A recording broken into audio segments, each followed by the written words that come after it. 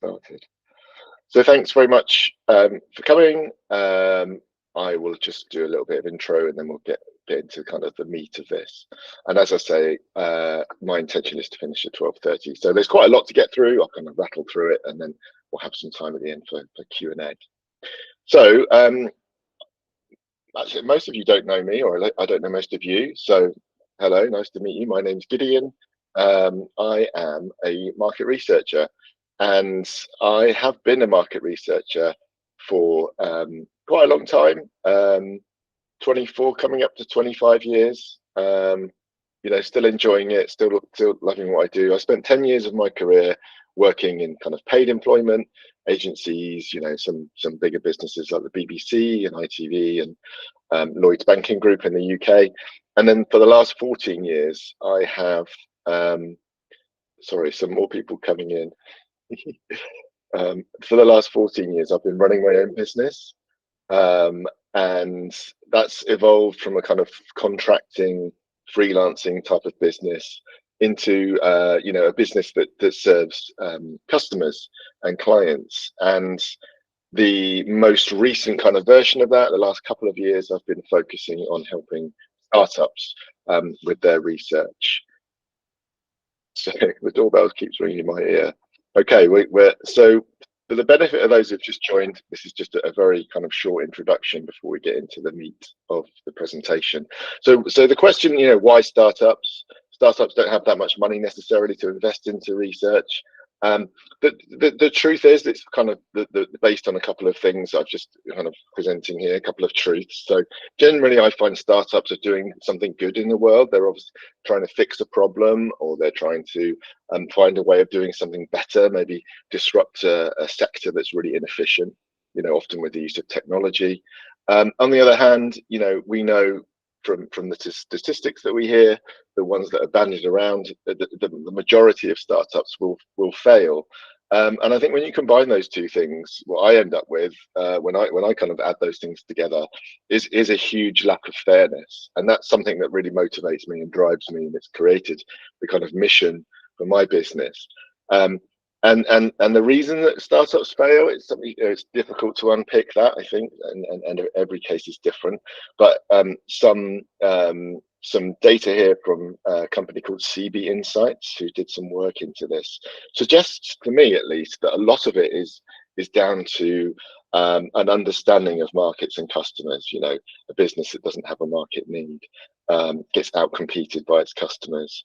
Has problem selling to customers because maybe customers don't necessarily want what they're selling. So that this is kind of fueled my mission, fueled my rocket, if you like, just to focus on helping startups and design some high quality research and market insight that's specifically aimed and delivered to startups. So you have to kind of reconfigure how research is delivered, because you have to account for a kind of different type of business. So that's me. I know you weren't here to sort of hear more about me and the business, but I thought I would just set the context. What we are here to do today is to go through some practical tips for running customer interviews. So I've got 8 kind of tips for you that I will rattle through quite quickly. There's lots of background reading I'm sure you've done on this already, that if you haven't, then you can find lots and lots of material out there that will help you. This is kind of drawn from my experiences of running customer interviews. Some of it will be stuff that you already know, hopefully some stuff that perhaps you haven't thought of, and hopefully some stuff that sparks a few questions, and we'll make sure we've got some time for that at the end.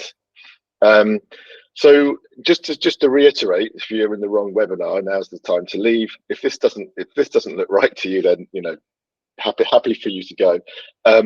So the idea is, you've found your participants, you've got people lined up to interview.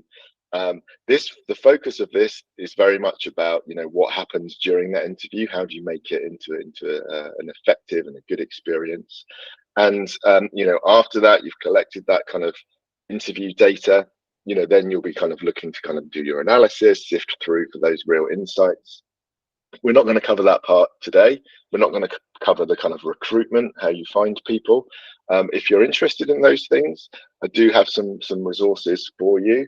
So I've written quite a few blog posts about the process of research, and there's something in there about, you know, how you find people. There's lots of other posts as well that you might find interesting. I've committed myself to doing a webinar each month this year, and each one sort of takes a different aspect of market research, particularly for startups. So please do visit my YouTube channel, and you could kind of double the viewings literally by yourself. So that would be good. There's lots of stuff on there. I also have a course. You know, this guy's here to sell things. I do have an online course that's specifically aimed to help startup founders and their teams to kind of run their own research projects, and that's about giving a bit of knowledge, but also critically a little bit of confidence. You know, I don't think research is brain surgery, but there are easy things to kind of trip up over when you're trying to do your own research. I had a little rant on LinkedIn today about this whole thing, about, you know, sort of sharing out surveys with your network on LinkedIn. It's not always the best way to get good quality data to help you make good quality decisions. So the course is there to help you. So let's forget all that. Let's go through kind of these 8 practical steps. We've got about 20 minutes left on the clock. The first thing I would do, and I don't know amongst the group here today, you know, what your experience is of having customers and speaking to customers and doing kind of research interviews with customers. But my bet is most startup founders haven't kind of done much of this in the past, and that's because that's not their job, right? They're not researchers. They're brilliant people that start new businesses that are aiming to change the world. That's what you should be doing, and customer interviews aren't necessarily that the same sort of skill. So I wouldn't kind of worry too much about it. I think you know, I've suggested here aim for being competent at it. I think, you know, once you get a little bit more experienced with it, you'll start to get pretty good at it, right? So, but don't think, you know, you have to be an expert to do this. You don't. As I say, you know, there are experts out there. You know, there is only one person in the world who's the world's best market research interviewer. It's not me. It's not you. I've never met that person. They exist somewhere, but you don't have to be that person. You just have to know what you're doing and be pretty competent at it, and follow the process. And the more you do that, the more you repeat that process, the better you'll get. And you know, you're gonna slip up. You're gonna have bad interviews. You know, we all have bad days. Sometimes we get people who aren't very responsive. You know, so it's really hard to get someone to have a conversation if they don't really want to have a conversation. So sometimes the participant isn't great. Sometimes you're having not such a good day. Other times it goes great. You know, it's really interesting. It's really. I saw someone post something on Reddit recently, and suggested that customer interviews were really boring, and that they'd rather spend their time kind of building stuff and creating tech. And I'm like, oh, you know, actually this, I'm telling you this, you know, when you start doing this, you'll be really, really overwhelmed by how good it is, you know, how interesting it is to get those kind of interesting conversations with your customers and your potential customers, and really find out about them and what their problems are and everything like that. So the way to kind of really get into that is to create some rapport with them, and that's really the first thing I would suggest you need to do when you get someone on the call. And by and large, you'll probably be doing this through some sort of video call platform like Zoom or Google Teams or something like that. So it's personal but fairly impersonal, and they don't know you and you don't know them.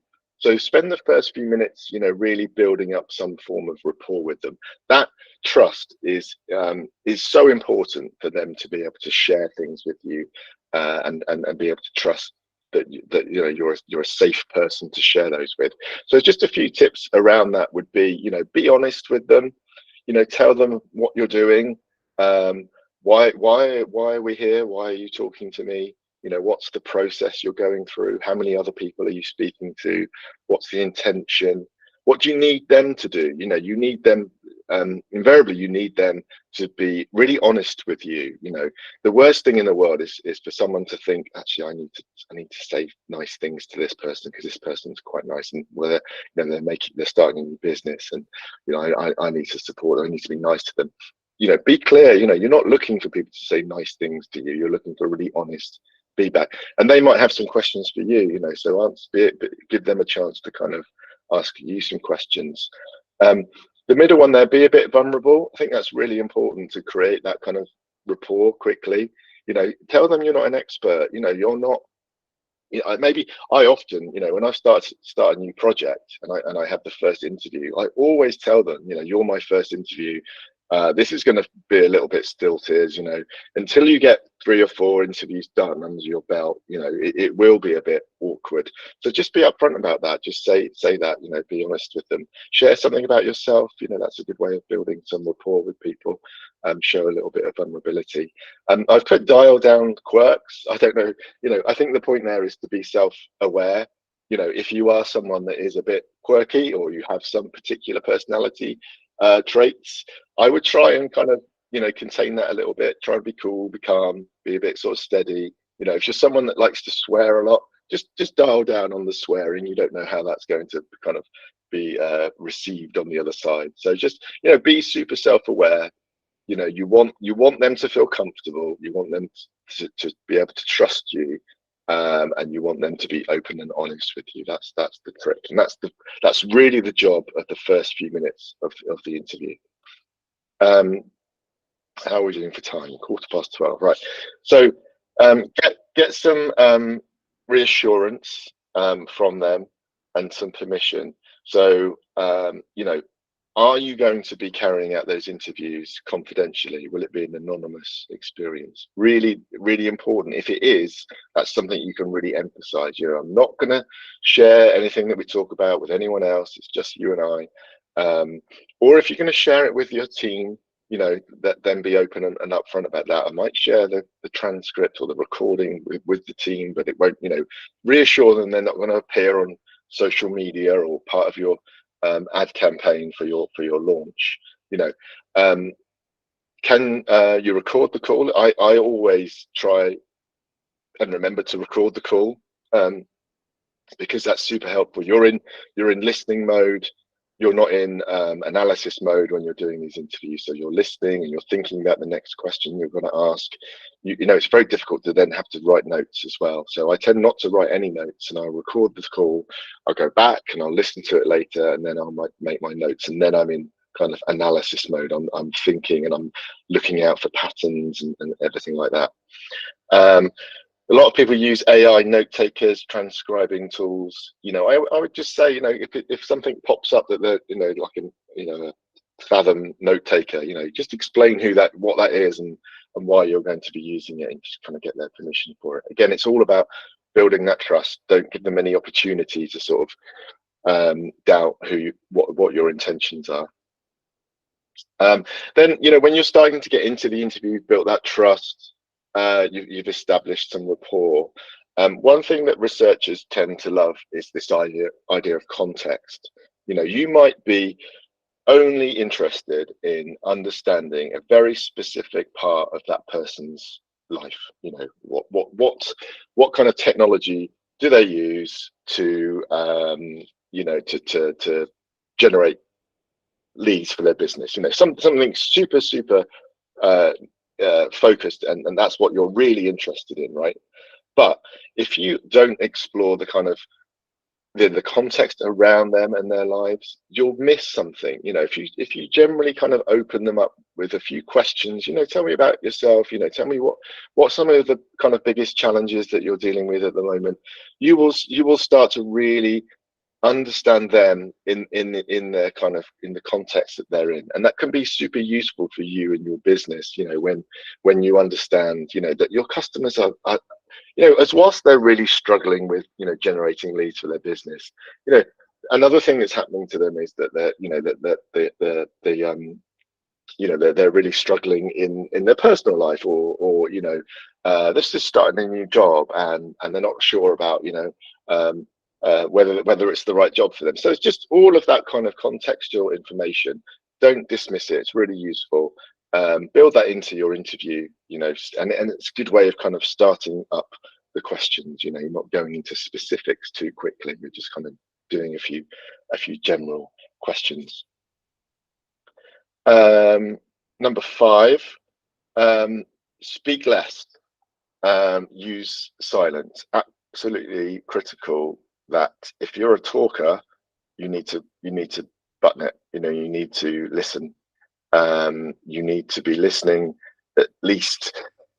They need to be talking at least 2 to 3 times as much as you, and you need to be in listening mode. And that can be difficult, because you might be really tempted to fire in to ask them another question, but you need to let them do the talking. And very often they will reveal much more that way, if they're able to kind of elaborate. Sometimes, depends on the person. Sometimes they're not that talkative, so it might take a little bit more of your questioning to kind of really get them going. But you'll find, everyone's got something they want to talk about, and you'll find something. Silence is really useful. So if you've asked them a question and they've given you something, and maybe you're thinking maybe there's a bit more that they could give, you can prompt them, what else? Tell me what else, what else? How else did that make you feel? What else happened? But sometimes, just don't say anything, and they will feel compelled to kind of fill that silence, and they will want to say something more. And it's that something more that you're often looking for. The first response to a question often is that, maybe the most expected thing. And it's when you start digging and probing and using silence, that's when some of the more interesting stuff comes out. So if you are someone that likes to talk a lot, you're going to have to really think hard about how you're going to hold back on that, and let the interviewee, let the participant do the talking. Bit of silence there. Number 6, use open questions. I think most of the stuff that you read about customer interviews is going to be, definitely only use open questions. Do not use closed questions, and that is true to an extent. So you want to use the majority of the questions that you're asking will be open questions. Tell me about this. How did that feel? Why does that happen? Why do you do it that way? Tell me about an experience where this happened to you. Walk me through the process of where you buy X. You're asking them to give you open responses, lots of information. Okay, but when you've done that, and you've sometimes you'll find, in your head will ping, and you'll think, actually, I'm not sure what they mean here. So you might just need to close them down for a little bit of clarity. So maybe play back to them, you just kind of describe this to me, just get some confirmation. Is that have I understood that correctly? Just you need a yes or no, and they might say yeah, that's pretty much how it is. Or they might go, well, no, actually, yeah, and then that will give you some more information. Then it might be that they're kind of, maybe they're talking about different products that they use, and they're like, it feels like they're using 2 different products. Just to be clear, you saying you prefer X or Y for doing Z. What is it that you actually prefer? Is that always the case? Or are there other times when something else happens? So I would, don't be afraid of using a closed question, but obviously a closed question can close down a conversation. So maybe that becomes something you would use towards the end of a particular conversation about a particular topic. And obviously you start with more open questions. Structure. So the best advice for kind of in terms of structure is I would definitely advise you to have an interview guide. So you'll have kind of thought beforehand what questions you need to ask people, what topics you need to cover. It's very useful to time that as well. So if you have half an hour with someone, allocate, this topic is going to take, the opening section with the building rapport, 5 minutes. context, another 5 minutes. That leaves you 20 minutes to talk about the sort of meat that you really want to get into. So I've got 3 topics. I'm going to, 10 minutes on one, 5 minutes on one, 5 minutes on another. That time goes really quickly. So you'll understand when you've designed your question, your interview guide, you'll understand, is it quite, is there too much in there? And you can use your first few interviews to kind of test that out. Are there questions that don't need to be in there? Are there, do you need to pull stuff out? But do have some sort of structure before you go in there. It's a really useful. I've got one here that I did an interview this morning, and I just kind of have it there in my hand, and I'm just referencing it every now and again, just to make sure we're on track. You don't have to go through from start to finish. It depends. Let them lead the way. So you might end up talking about the topic that's on the end of your list. You might talk about that first. That's fine. But it's just useful to have it by your side so you can kind of flick through it and just to make sure that you've covered the topics that you need to cover. So we talk about a semi-structured interview, which means there is some structure, but you also need to allow a little bit of exploration, because you don't know what you don't know until you start having these conversations. You might be pretty sure what you need to ask, but there'll always be something that's kind of surprising, and it might be surprising but not relevant. So you might want to kind of acknowledge that, but maybe kind of steer them back from that. But when it's kind of something you don't know, but it's really insightful and it's really relevant to your business, that is where these things really work. So I would say, treat it like a map rather than a kind of rigid structure, if that makes sense. Have it there to help you, but don't be kind of bound by it too much. We're doing well for time. So that was number 7. The last one, and this relates very much to if you're a startup founder and you're doing some customer discovery interviews, you're in the process of developing a concept, an idea for a business, and you want to do some early interviews to kind of really understand more about your customers and how that kind of idea that you've got might fit into their lives. So the advice you'll see written everywhere is, don't ever talk about solutions, just talk about problems. And that's true to an extent. I think the focus of that kind of interview should very much be on the customer's problems, the pain that they go through, how does it make them feel? How often do they suffer that kind of problem? What kind of solutions do they have in place already to kind of get around that problem? Are they interested in a new kind of solution? So the advice out there seems to be, don't talk, separate that whole kind of problems and solutions, and don't talk about solutions at all. I would say that's a bit of a wasted opportunity, but I would say most certainly leave any conversation about potential solution right to the end. The temptation might be when they start to articulate the problem, and in your head you're like, bingo, this is exactly, we have the solution for that. Exactly. You might be tempted to kind of go right in and say, hey, well, we've got this idea, that how we could solve this problem. What do you think about this? Don't do it then. Wait until the end. Maybe have a kind of description of the concept. Could be written, could be something visual that you could share screens with them. Leave a few minutes at the end to do that, and get some sort of feedback on your idea. Now, bear in mind, people like to kind of please people. So if you present them with an idea, it's quite likely people will say, yeah, no, I like that, it's good, yeah. But they have absolutely zero intention of buying it. Okay, so maybe a question like, what is it that will actually stop you from buying this, would be a better approach to your kind of line of questioning. It's tempting to say, how much do you like this idea? And they'll be like, yeah, it's a good idea, I like it. Oh, and you'll be like, the fireworks start going off around you, and you're like, fantastic, people love this idea. Really, really sort of play devil's advocate, try and understand what exactly is it that they wouldn't enjoy, they wouldn't want to buy. What is it that would stop you from buying this? Well, Yeah, I mean, I guess, I like it, but yeah, I kind of the way I already solved the problem kind of works for me. So I'm not really interested in buying something. So that's much more relevant, much more interesting for you than somebody saying, yeah, I really like the idea. Yeah, yeah, sure, I'm interested. So, you know, play devil's advocate as much as possible.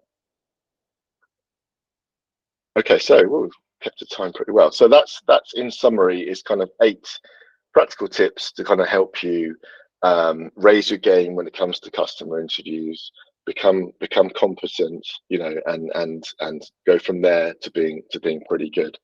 Um, as I say, it's worth having a go. The first one will be fairly daunting. You could practice. I would, as with anything, practice in front of the mirror, practice with someone in your family, do some role playing. I know it's a bit unusual, but that will help you. Um, be honest with the people that you're talking to. Just say, look, this is not my day job. I'm actually a bit nervous about this. Just be a bit more, show some vulnerability, or help develop that rapport. But definitely um, have a go. So I'm going to stop recording now, and then if anyone has a question, just jump off mute or raise your hand or whatever you prefer to do.